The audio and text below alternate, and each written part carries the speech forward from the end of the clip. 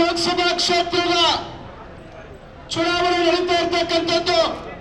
ಇವತ್ತು ಕಾಂಗ್ರೆಸ್ ಪಕ್ಷದ ಅಧಿಕೃತ ಅಭ್ಯರ್ಥಿಯಾಗಿ ಒಬ್ಬ ಯುವಕನನ್ನ ತಳಮಟ್ಟದಿಂದ NSUI ಇಂದ ಯೂತ್ ಕಾಂಗ್ರೆಸ್ ಇಂದ ಮತ್ತು ಇವತ್ತು ಬೆಂಗಳೂರಿನ ಸೆಂಟ್ರಲ್ ಜಿಲ್ಲಾ ಅಧ್ಯಕ್ಷರಾಗಿ ಕಾರ್ಯನಿರ್ವಹಿಸ್ತಾ ಇರ್ತಕ್ಕಂಥ ಒಬ್ಬ ಯುವಕನನ್ನ ಇವತ್ತು ಈ ಭಾಗದ ಅಭ್ಯರ್ಥಿಯಾಗಿ ನೇಮಕ ಮಾಡಿರ್ತಾರೆ ಕಾಂಗ್ರೆಸ್ ಪಕ್ಷದ ಹೈಕಮಾಂಡ್. ಗೌತಮ್ ಅವರು ಸುಮಾರು 20 ವರ್ಷಗಳಿಂದ ನಮ್ಮೆಲ್ಲರಿಗೂ ಚಿರಪರಿಚಿತರು.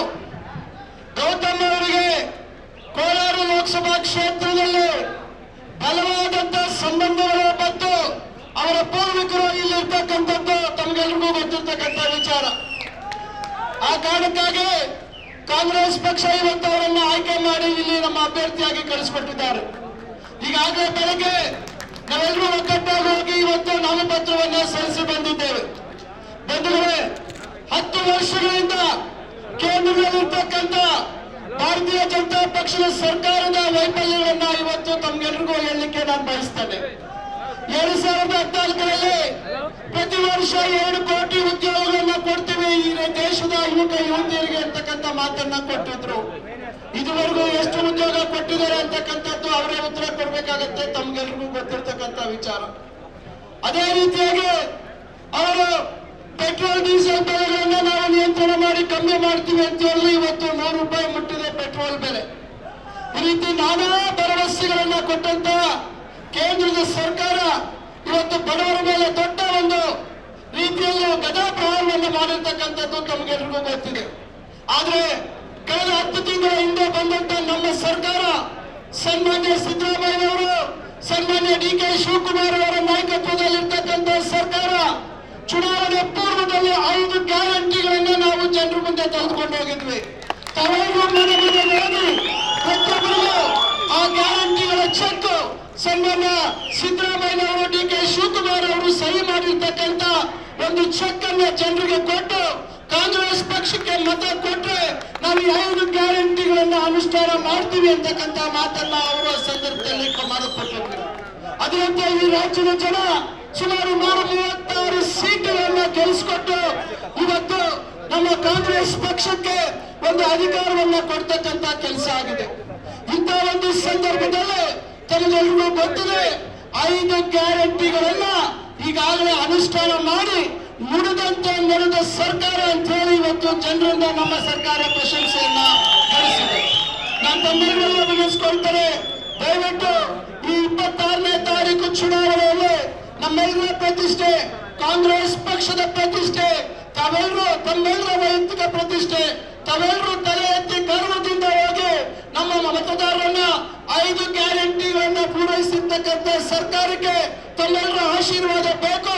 5 ವರ್ಷಗಳು ಏನು ಸಂಪೂರ್ಣವಾಗಿ ಯೋಜನೆಗಳನ್ನ ತಮಗೆ ತಲುಪಿಸ್ತಕ್ಕಂಥದ್ದಕ್ಕೆ ತಾವು ಶಕ್ತಿಯನ್ನು ತುಂಬಬೇಕು ನಮ್ಮ ಅಭ್ಯರ್ಥಿಗೆ ಅಂತಕ್ಕಂಥ ರೀತಿಯಲ್ಲಿ ತಾವು ಮನೆ ಮನೆಗೆ ಹೋಗಿ ಪ್ರಚಾರ ಮಾಡ್ತಕ್ಕಂಥದ್ದು ಬಹಳ ಮುಖ್ಯ ಅಂತಕ್ಕಂಥ ಮಾತನ್ನ ಈ ಸಂದರ್ಭದಲ್ಲಿ ಹೇಳ್ತಾ ಇದ್ದೀವಿ.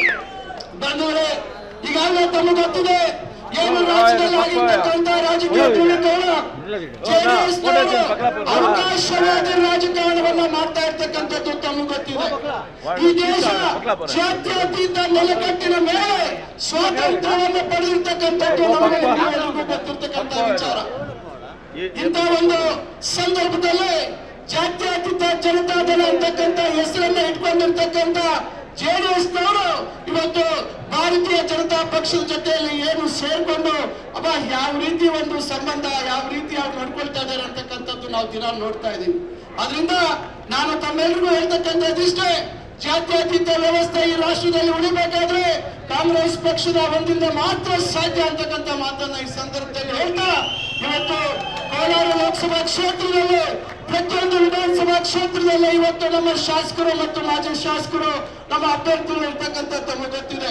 ತಾವೆಲ್ಲರೂ ಒಗ್ಗಟ್ಟಾಗಿ ಕೆಲಸ ಮಾಡಿ ಮುಂದಿನ ದಿನಗಳಲ್ಲಿ ಏನಿವತ್ತು ಸಂವಿಧಾನ ಬಾಬಾ ಸಾಹೇಬ್ ಅಂಬೇಡ್ಕರ್ ಅವರು ಕೊಟ್ಟಿರ್ತಕ್ಕಂಥ ಸಂವಿಧಾನವನ್ನು ಇವತ್ತು ನಾವು ಬದಲಾಯಿಸ್ತೀವಿ ಅಂತಕ್ಕಂಥ ಮಾತನ್ನ ಹೇಳ್ತಾ ಇದ್ದಾರೆ. ಬಂಧುಗಳೇ, ಇದು ಯಾರಿಂದಾದ್ರೂ ಸಾಧ್ಯ ಇದೆಯಾ?